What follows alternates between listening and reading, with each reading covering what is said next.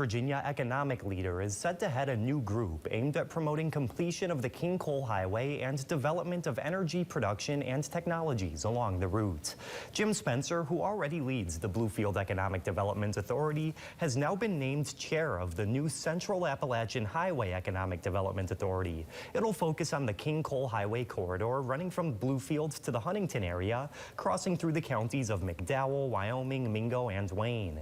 The authority was created by legislative action earlier this year, tasking the group to outline specific tactical goals, improving communities along the highway's route, and build strong support for its completion.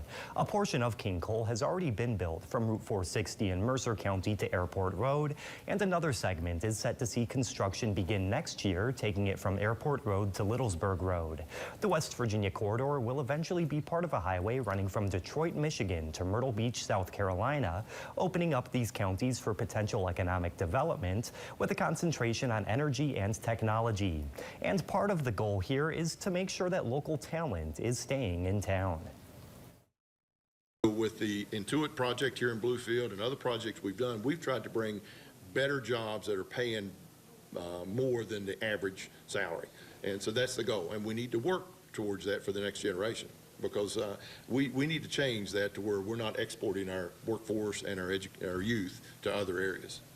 Other members of the authority include State Senator Chandler Swope, Welch Mayor Harold McBride, Jason Roberts with the Region 1 Planning and Development Council, and Marvin Woody, president of Conweld Industries in Princeton.